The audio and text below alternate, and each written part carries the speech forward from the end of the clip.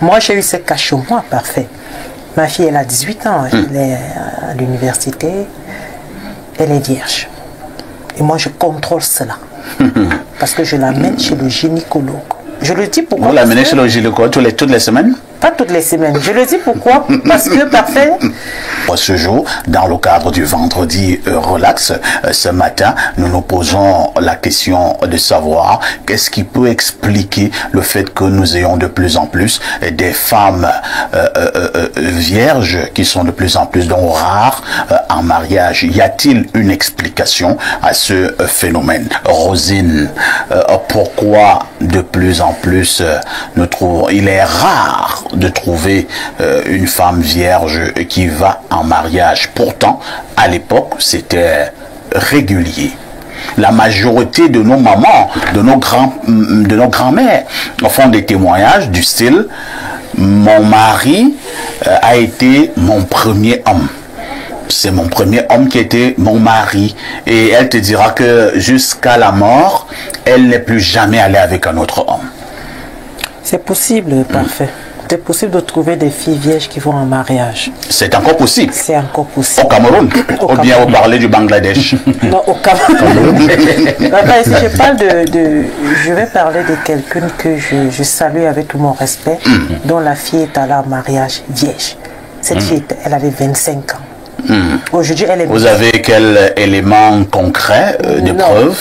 La preuve en est que lorsque une fille va en mariage, lorsqu'elle est vierge, pendant son mariage, pendant la célébration de son mariage, on met un drap blanc. Ah, on a eu cette cérémonie là-bas. Dont la fille, aujourd'hui, elle est médecin, elle a connu son premier homme, elle a 3 enfants aujourd'hui. Donc, comme je te le disais en entame, c'est possible, parfait. Mais déjà, avec ce dont nous vivons actuellement, vous savez, vous pouvez avoir votre fille à la maison, toute vierge, mais ce sont ses camarades de classe, la compagnie qui lui dit, mais tu es la dernière des dernières. On commence à se moquer d'elle. Moi, j'ai eu ce cachot-moi parfait. Ma fille, elle a 18 ans, elle est à l'université, elle est vierge. Et moi, je contrôle cela. Parce que je l'amène chez le gynécologue. Je le dis pourquoi. Vous l'amenez chez le gynécologue toutes les semaines? Pas toutes les semaines. Je le dis pourquoi. Parce que, parfait, vous l'avez dit. Ça fait rire notre caméraman, hein, tout le monde ce matin. Oui, moi je l'amène. Pourquoi? Parce qu'il y a eu un cas d'où il est presque 19 h, ma fille n'est pas à la maison. J'appelle à l'établissement parce que je suis régulière dans son établissement. Et ses camarades disent que je suis une embêteuse, quoi. Ouais, on n'aime pas le genre de parents. Oui, mais j'y vais. Dès que je vois 16 h 30, j'appelle l'établissement.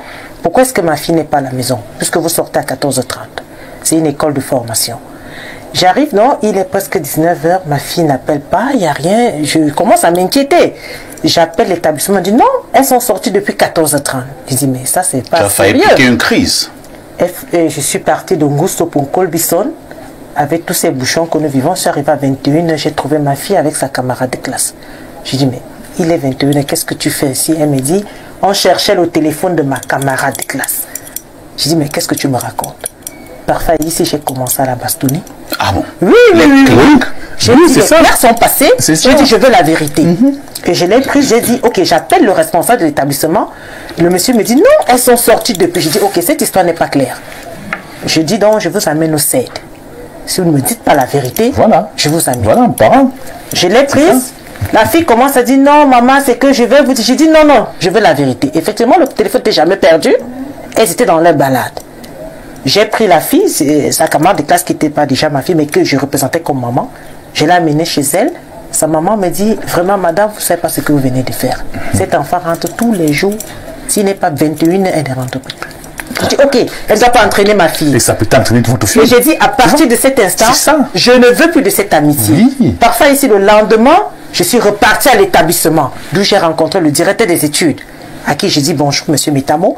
Je lui ai dit, je ne veux plus voir cette fille en compagnie de la mienne. Et j'ai dit à ma fille, le couvre-feu, c'est 16 h 30. Oui.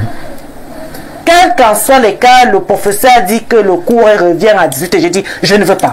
Et je prends la peine, j'appelle, si elle me dit, j'ai cours avec tel professeur, je veux le numéro de ce professeur et je l'appelle. Et le monsieur me dit, oui, le cours se termine peut-être à 16 h. J'ai dit, ok, monsieur, ça veut dire, de Colbison Pungus, ma fille à la maison plus tard à 18 h. Et je regarde l'heure.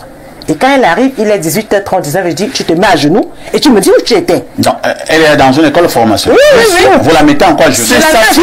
Elle a le tueur de gaz. C'est sa fille. Ça, C'est sa fille. Ce n'est pas la fille de quelqu'un. Ici, il y a le tueur de gaz chez moi. C'est posé et c'est l'objet le plus protégé de la maison. Donc, pour vous faire comprendre que parfois, ici, on n'est pas parents Pour jouer. On n'est pas parents, c'est pas une mascarade. Non, non. Lorsqu'on est parent, l'enfant reflète votre image. Et l'enfant, c'est notre investissement. Donc, moi, je dis, même si votre fille a 23 ans, qu'elle est chez vous, elle est sous votre contrôle. Et il n'y a pas de copinage entre les parents et les enfants. C'est de la rigueur. Parfois, ici, si votre fille, elle est volatile, c'est votre image. Oui, tout à fait. Puisque lorsqu'on la regarde, on dit donc c'est la fille de Parfait, ça ne vaut pas la peine. Ça veut dire que Parfait lui-même, il est comme ça. Donc, moi, je dis, pour que moi, Jeanne Vondo, lorsque je passe, et lorsque ma fille passe, qu'on ne reflète pas une mauvaise image. Et dans ma famille, on le sait, Parfait. Vous êtes la dame de fer. Non, chez moi, on m'appelle la femme militaire. Non, Parfait, il le faut. Docteur Lemain, une femme maintenant pour garder sa virginité, est-ce que c'est encore facile avec tout ce que certains ont déjà énuméré, la télévision, les réseaux sociaux, que je pourrais m'appeler les réseaux sorciers, maintenant les compagnies, par moment aussi la précarité. Il y a bon nombre de raisons. Dans un contexte comme celui-là, nous condamnons certes les filles qui facilement perdent leur virginité. Est-ce que c'est encore vraiment facile, lorsque j'évoque ce contexte, de retrouver des filles qui soient vierges, qui iraient encore en mariage? Le contexte est difficile. Il y a des filles qui se laissent aller justement par des compagnies, alors qu'elle a reçu une très bonne éducation à la maison par ses parents, et elle tombe sous le coup, n'est-ce pas, de ses camarades, et elle fait certaines choses sans vouloir le faire. Et on l'initie, il y a cette initiation, et ça devient difficile pour cette dernière. Et les parents également qui ne sont pas là, qui n'ont pas justement la chance, et voulant même, n'est-ce pas, contrôler leurs enfants, ils sont pris par des occupations professionnelles. Tout à fait. Oui, ils n'y arrivent pas. Ils comptent même, n'est-ce pas, sur la petite éducation, n'est-ce pas, qu'ils donnent à leurs enfants à la maison. Oui. Parce que les parents, qu'est-ce qu'ils doivent faire? Moi, je dis, une éducation commence par le matin, dès qu'on s'est levé le matin, réveiller tous les enfants. Et avec madame, et commencer par la prière. Oui. On commence la journée, on a vu tout le monde, on s'est vu le matin. À 5 heures, on a prié. Et chacun rentre, n'est-ce pas, dans sa chambre et s'apprêter, n'est-ce pas, pour le travail et l'école et autres, accompagner. Avoir des chauffeurs, même, c'est pas également encourageant. Même quand on a des chauffeurs, il est très appréciable, n'est-ce pas, que le parent accompagne ses enfants à l'école. Et il va également au travail. Il prend 1 heure et il sort pour accompagner également, prendre les enfants de l'école pour la maison. C'est ça. Et ça fera que les filles qui sont justement exposées, même par les garçons, il faut comprendre aussi par des camarades de classe, oui, qui sont ici plus aguerris aussi, hein, que certaines filles. Même comme on dit, quand une fille a 10 ans, le garçon qui a 10 ans, la fille est plus émancipée. Hein. Mais nous trouvons aussi, n'est-ce pas, des garçons qui sont plus émancipés que certaines filles aujourd'hui. Très bien. Oui.